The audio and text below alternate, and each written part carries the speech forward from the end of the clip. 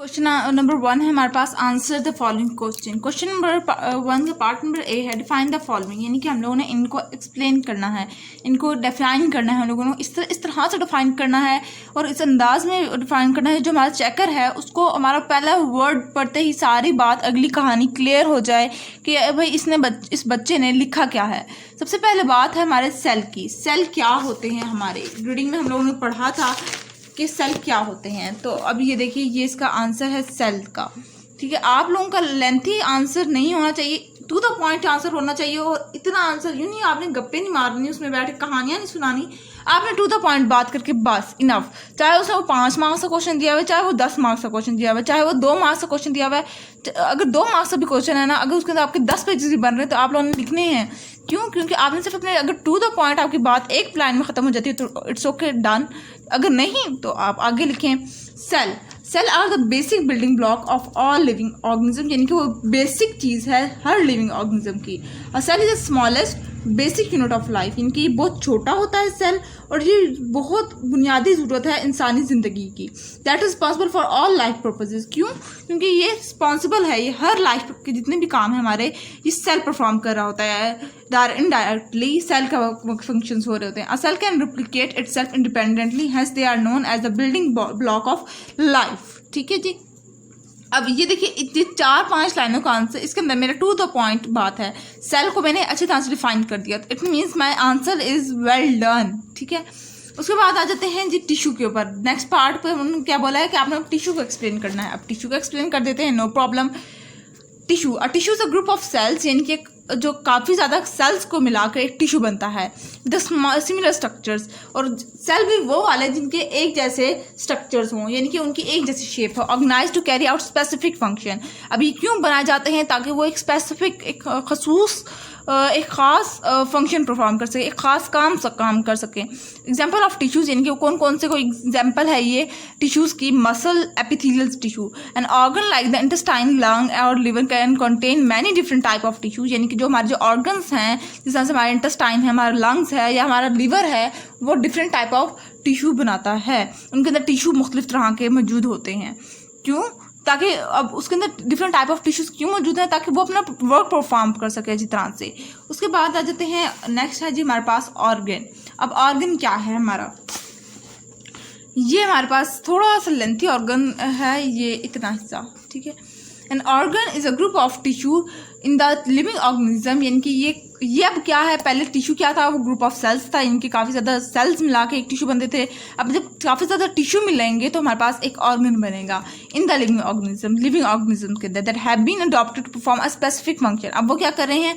वो भी एक खास फंक्शन परफॉर्म करते हैं। In higher organisms, organ are group into the organ system. अब जो काफ़ी जो हायर ऑर्गेनिजम्स है या हायर एनिमल्स हैं हमारे पास, उनके जो ऑर्गन हैं वो ऑर्गन सिस्टम से बने हुए हैं, यानी कि उनके अंदर ऑर्गन जो हैं वो ग्रुप कर जाते हैं, वो ऑर्गन सिस्टम बना लेते हैं। फॉर एग्जाम्पल ऑसोफेगस है हमारा, स्टोमिक है हमारा, लिवर है, और organ of the digestive system. ये हमारे पास ऑर्गन्स हैं डाइजेस्टिव सिस्टम की। देन इज हमारे पास क्या पूछा गया है? ऑर्गन सिस्टम की बात की गई है। अब ऑर्गन सिस्टम क्या है? Organ system, and organ system is a group of organ. ये क्या है? ये ग्रुप ऑफ ऑर्गन है that work together to perform one और मोर फंक्शन, जो कि एक इकट्ठे मिल जाते हैं ताकि कोई परफॉर्म स्पेसिफिक फंक्शन परफॉर्म कर सकें, कोई एक या ज़्यादा परफॉर्म कर सकें functions. Each organ has a specialised role in the plant और एनिमल बॉडी। अब हर ऑर्गन का कोई ना कोई बहुत ही स्पेशल ख़ास रोल होता है एनिमल्स की बॉडी के अंदर या फिर हमारे प्लांट्स की बॉडी के अंदर। And is made up of distinct tissues, और वो क्या किससे बना हुआ होता है? वो मुख्तलिफ तरह के टिश्यू से बना हुआ होता है, डिस्टिंक्ट टिश्यू से बना हुआ होता है। उसके बाद यहाँ पर हुआ हमारे पास question number 1, cell, tissue, organ और ऑर्गन सिस्टम हमने अच्छी तरह से डिफाइन कर दिए। अब क्वेश्चन नंबर यानी कि बी पार्ट पे आते हैं। Describe how the transport of material take place in plants, यानी कि जो मटेरियल जो है वो प्लांट्स बॉडी के अंदर किस तरह से ट्रांसपोर्ट करता है, उसकी रूट से लेकर उसके ऊपरले टॉप तक। तो ये इसका आंसर है। Plants have tissues to transport water, nutrients and minerals, यानी कि प्लांट्स के अंदर टिश्यूज़ होते हैं जो कि ट्रांसपोर्ट करते हैं, यानी कि वो रेगुलेट करते हैं, ऊपर तक लेके जाते हैं, सप्लाई करते हैं वाटर को, न्यूट्रिएंट्स को और मिनरल्स को।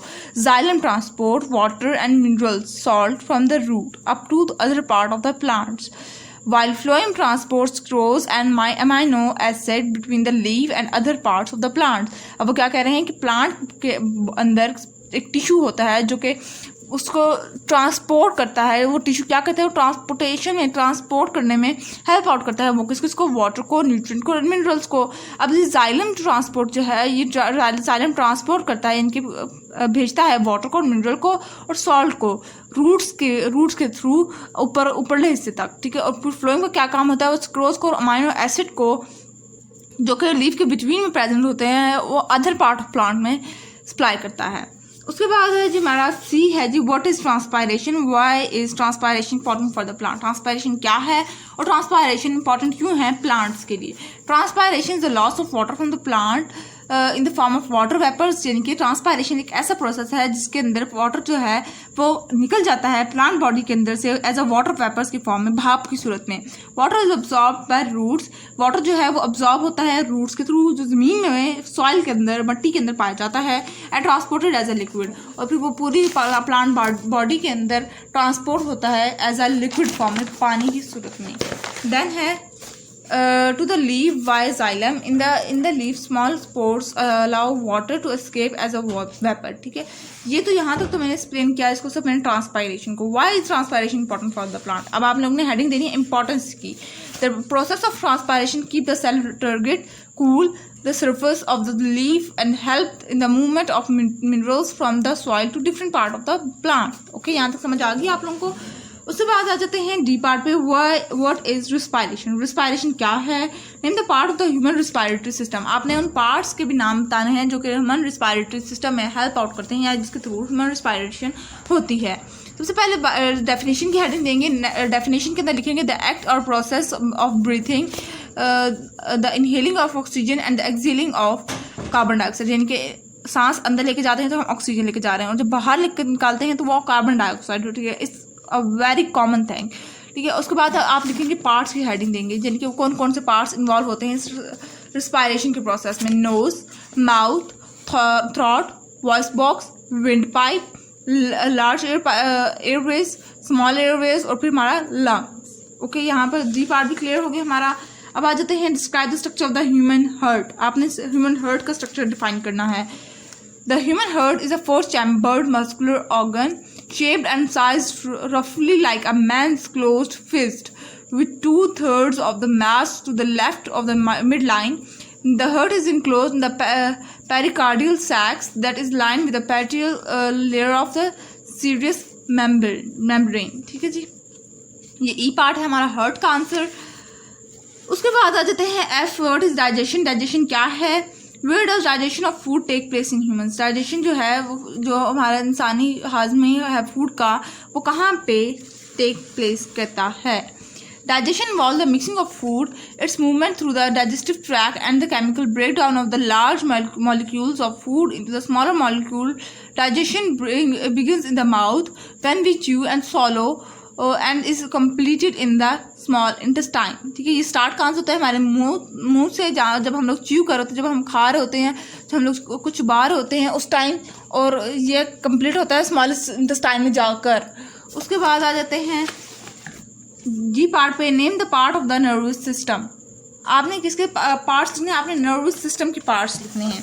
तो the nervous system has 2 main parts. हमने पढ़ा भी था कि नर्वस सिस्टम के 2 मेन पार्ट्स होते हैं।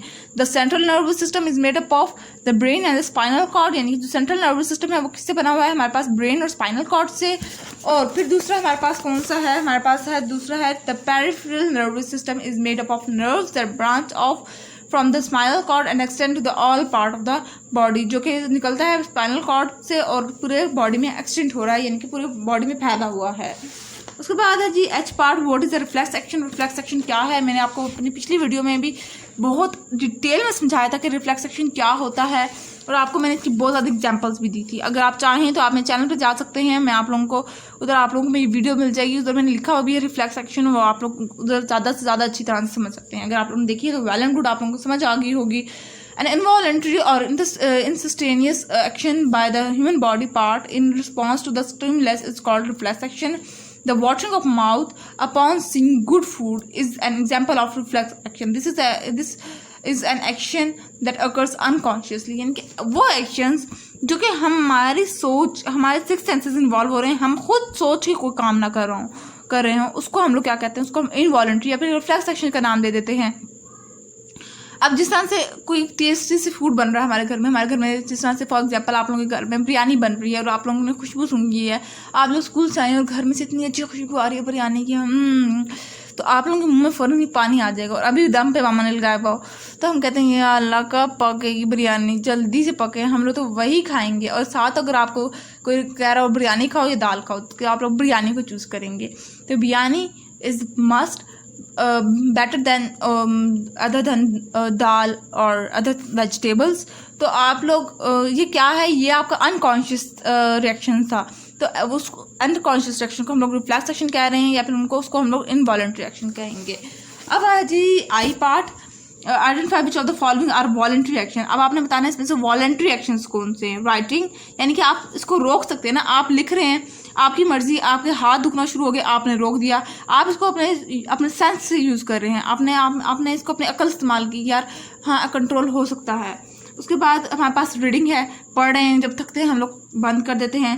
कफिंग है, ये इनवॉलंटरी है, यानी कि हमारे कंट्रोल में नहीं है, छींक आ रही है, अब आप उसको रोक नहीं सकते। स्नीजिंग, स्वेटिंग, पसीना आ रहा है, जो कि इस टाइम मुझे भी आ रहा है लेकिन मुझे वीडियो बनानी है, तो स्वेटिंग, आपने अब ये तो नहीं कह सकते जिसम मुझे स्वेटिंग ना हो, जिसम रोक दो स्वेटिंग, मुझे पसीना ना आए, गर्मी में तो आएगा। शिवरिंग यानी कि आपका हाथ कांपना, बूढ़े लोग होते हैं ना, उनके हाथ कांप रहे होते हैं। इसी तरह से फिर स्पीकिंग यानी कि बोलना, मैं चाहूँ तो मैं भी बोलना रोक दूंगी, ठीक है। तो this is called voluntary action, यानी कि जो एक्शन जो कि हम सोच समझ के काम कर रहे हैं कोई, उसको हम लोग वॉलंटरी एक्शन का नाम दे देंगे।